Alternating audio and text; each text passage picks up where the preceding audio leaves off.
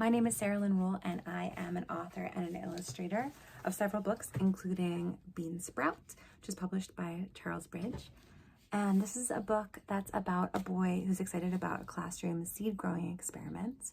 But even though he takes really good care of his bean, it ends up being the only seed in the class that doesn't grow.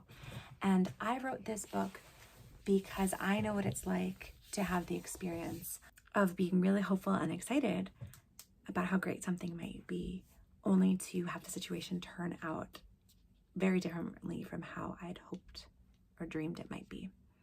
So when I was making the illustrations, or was thinking about the final illustrations for this book, I wanted to make sure that everything was very specific.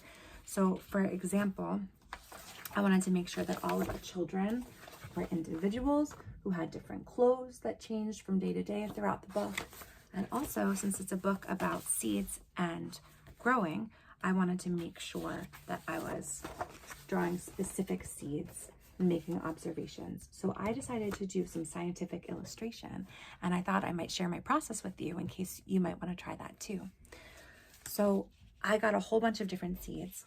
I made a little map, and I had some little mini planters. I taped down some seeds directly onto my map, and I labeled everything to make sure I knew where everything was growing. I looked really carefully at the seeds before I planted them, and I tried to notice what differences there were, and I drew and I labeled all the things I could see. So how things were different by size or shape or color or texture or patterns. And I drew all of those, and then as the seedlings started to grow, I started to draw those and make some notes on those as well.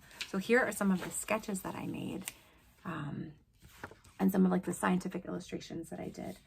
And here's some radish plants that were growing, some mustard, how the mustard seeds and the turnips grow differently, and the zinnias. And so the important thing to me when I'm drawing these, not so much the final product, but more the experience that I'm having of noticing and looking and paying attention, and drawing things, looking really closely helps me slow down and notice in a way that I might not have. If I wasn't drawing, I might have just glossed over or taken things for granted. And so you can see on this page, some of the things I learned was, for example, like this is some corn that's growing, and when corn starts growing, it can be this little sort of plump finger looking thing poking up, whereas cosmos, which is a kind of flower, does this little loop-de-loo, and morning glories can keep a little bit of their seed on them at first. Chard comes out bright magenta red instead of green, and then as they grow, they change in different ways. And so scientific illustration and drawing observations can be a really good way to pay attention to that kind of thing.